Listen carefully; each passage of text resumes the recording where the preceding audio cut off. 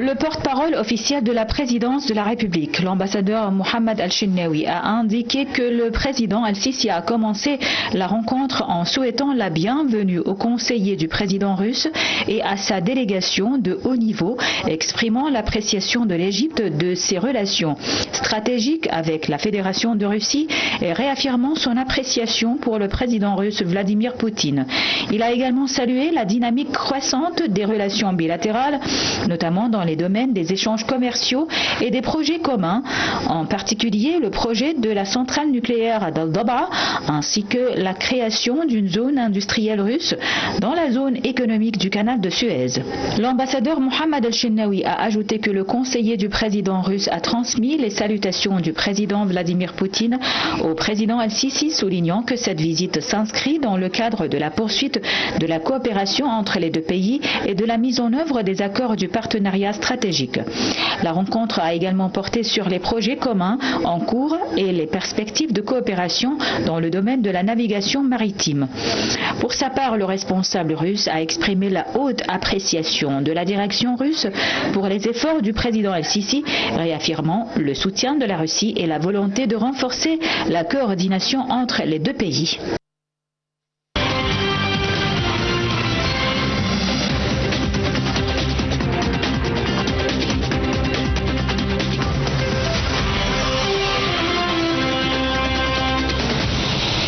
Et pour aborder ce sujet, nous avons le plaisir d'accueillir au bout du fil Madame Farida Choubachi. Vous êtes écrivaine et journaliste. Bonsoir.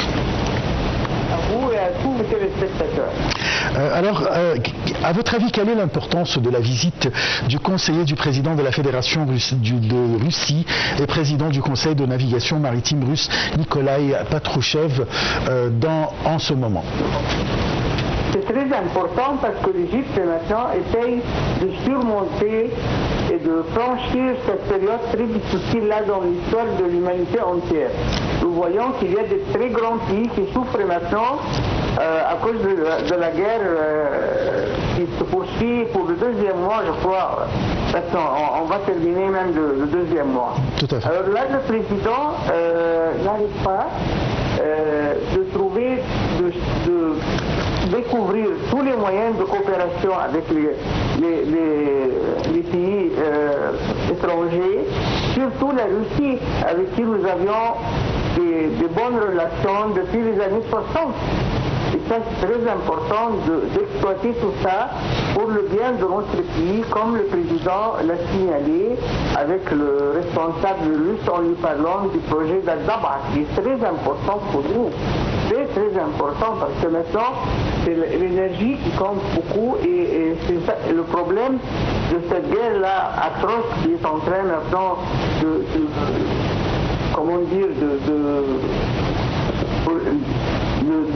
répugner le monde entier, c'est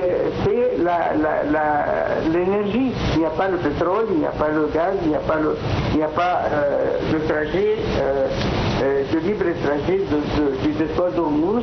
Et ça, ça a des répercussions sur tous les pays. Et là, notre président essaye d'ouvrir des fenêtres, si on peut dire, dans la sécurité de l'Égypte. Pour gagner, pour préserver notre sécurité, pour préserver nos projets de progrès.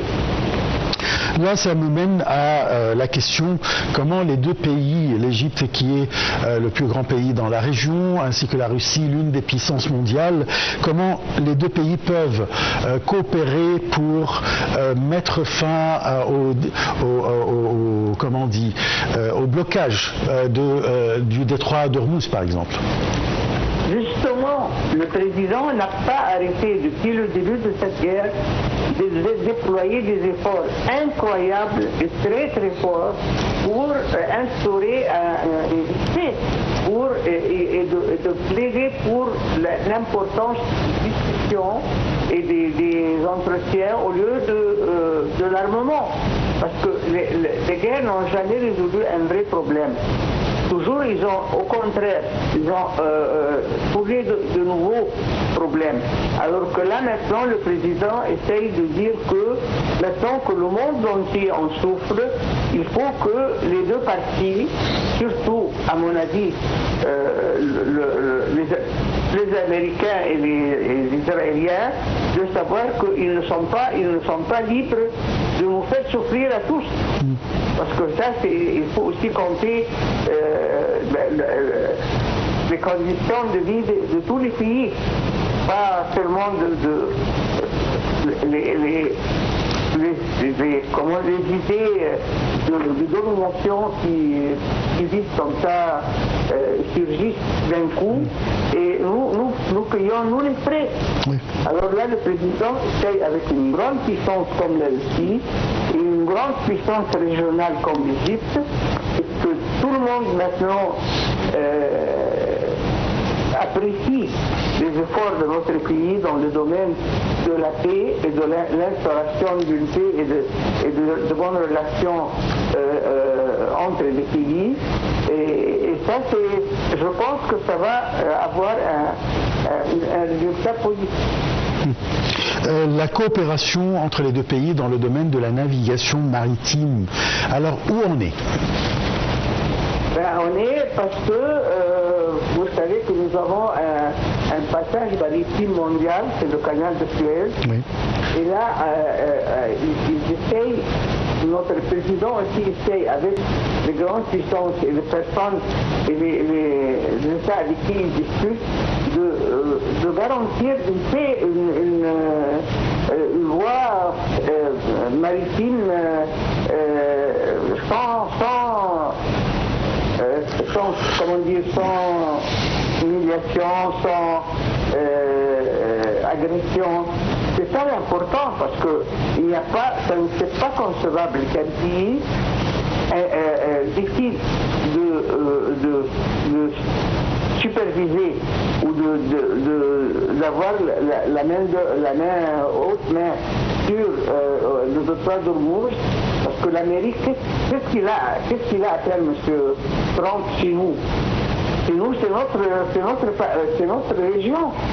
Et malheureusement, là, il continue, il ne veut pas comprendre le mal que tout le monde subit à cause de lui, mais que maintenant, on a commencé à sentir qu'il a mis les États-Unis dans un état pas très bien, c'est-à-dire au contraire, tout le temps, il perd de leur crédit chaque jour, et ça ne peut pas continuer.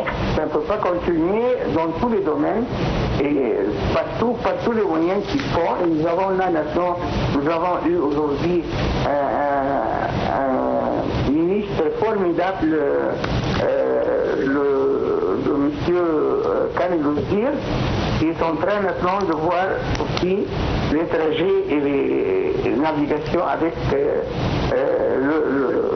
la partie russe. Oui.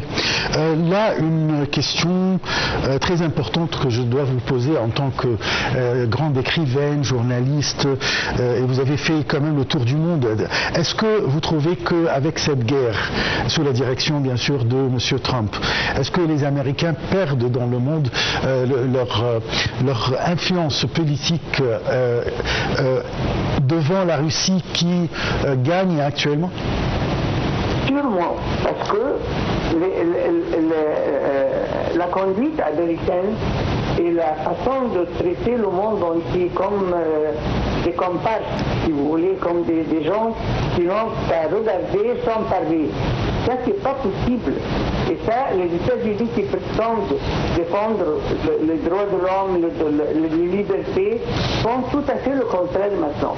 Il n'y a ni défense des droits de l'homme, ni défense des libertés. Au contraire, si chacun parle, M. Trump perd la raison. Il ne veut pas. Il veut que lui seulement, qu'il soit seulement lui écouté, et en plus, il veut être aussi respecté. Et ça ne se fait pas. Et même Israël perd beaucoup maintenant. nous voyons que même aux États-Unis, la popularité de M. Trump a baissé d'une façon très remarquée.